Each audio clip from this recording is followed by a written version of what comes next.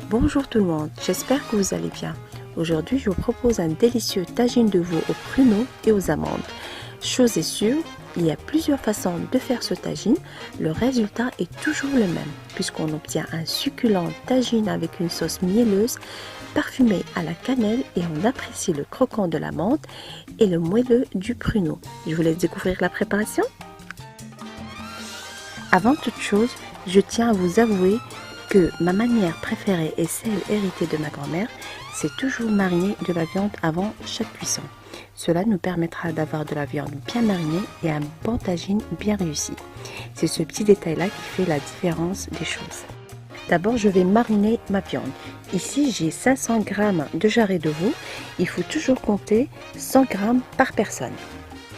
Dans un bol, je mets 25 g de beurre, une cuillère à café de chaque curcuma, poivre, gingembre, sel,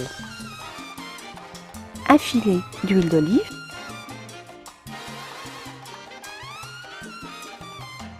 ajoutez aussi quelques filaments de safran en les frottant bien avec les doigts.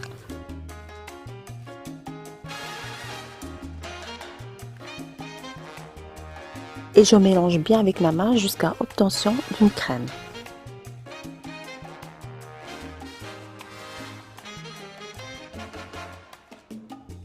Et là, je fais mariner mes jarrets de veau de beurre et les épices bien comme il faut et les laisser reposer minimum 5 minutes.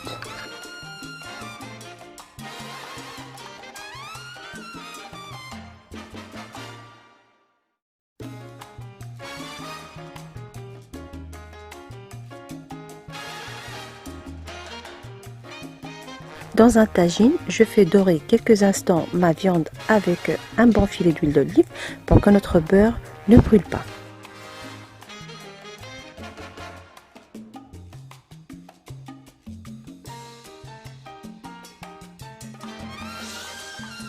Ici, je rajoute 10 centilitres d'eau pour récupérer le restant du beurre et les épices, les rajouter par la suite à ma viande et laisser mijoter minimum 15 minutes. Et pour que notre viande soit bien fondante, il faut la cuire toujours à feu doux. N'oubliez pas d'ajouter un bâton de cannelle.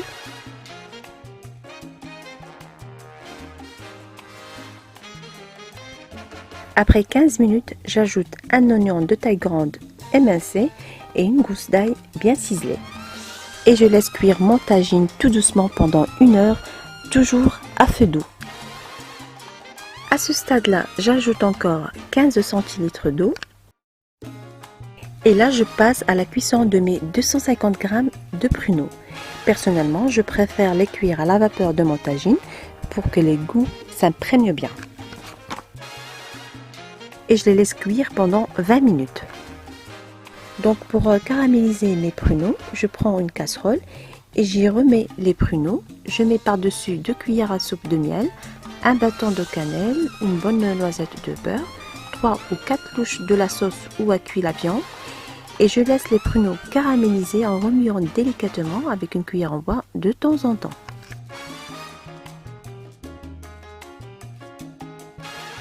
En général, cette étape prend 15 minutes, toujours à feu doux.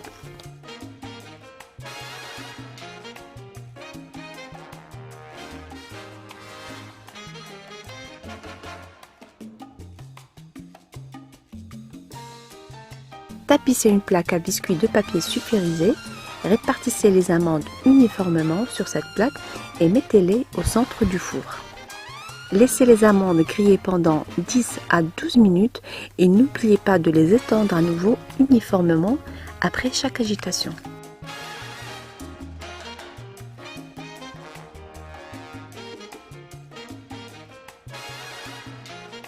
Voilà donc la présentation finale de mon plat. Il faut toujours le servir chaud, la viande d'abord, puis la sauce et les pruneaux disposés.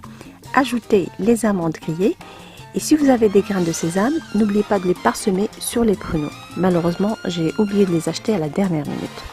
Voilà donc, j'espère que la recette d'aujourd'hui vous a plu. Si vous voulez plus de recettes, n'oubliez pas de me rejoindre sur mon propre site www.tastygourmandise.com et sur ma page officielle Cuisine Tasty Gourmandise. Je n'ai qu'à vous souhaiter bon appétit et à très bientôt j'espère.